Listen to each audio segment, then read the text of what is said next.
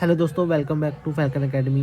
तो मैं आज आपको कुछ टर्म बताऊंगा साइंस के जो हमारे इम्पोर्टेंट हैं, जैसे कि फोर्स।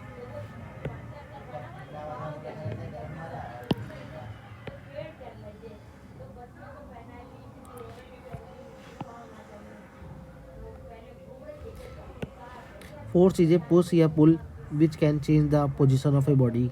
जैसे कि अगर कोई हमारे पास बॉडी है, अगर इसको हम पुश करते हैं तो आगे की तरफ जाएगी, तो इसकी पोजीशन चेंज हो गई।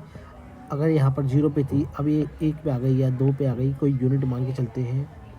अगर इसको मैं पुश पुल भी करता हूँ, खींचता हूँ अपनी तरफ, तो ये पीछे बैकवर्ड में जाएगी। तो इसे ही हम फोर्स कहते हैं। फोर्स दो टाइप के हो सकते हैं, balance force, unbalance force. Balance force यानी कि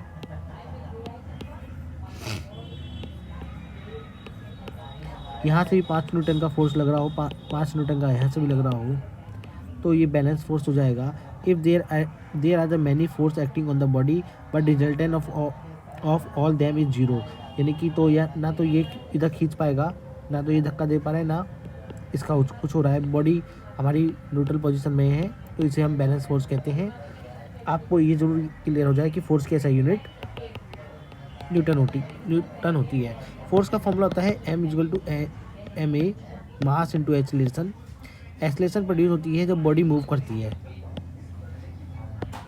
unbalance force if the resultant of all force is not zero.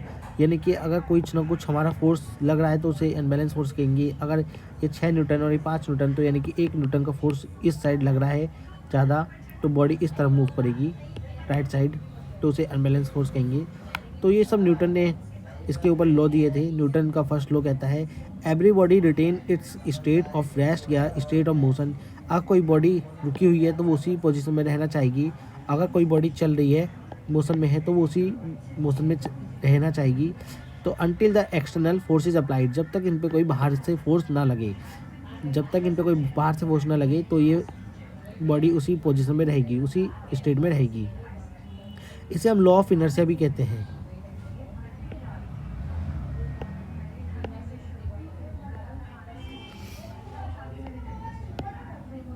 Second law कहता है the force applied on a body is equal to the product of mass of the body and the acceleration of the produce by on it.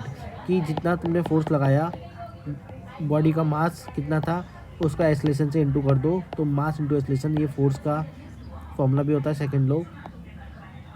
Third law बोलता है कि every action have the equal and opposite reaction होता है, always act on the different bodies. तो हर bodies पे ये act होता है।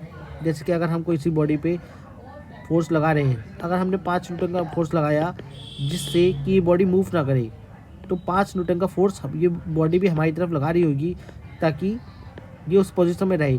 अब हम जैसे ही 6 न्यूटन का फोर्स लगा देंगे, 1 यूनिट हम बढ़ती है, तो बॉडी पीछे की तरफ होने लगती है। इसे हम थर्ड लॉ कहते हैं।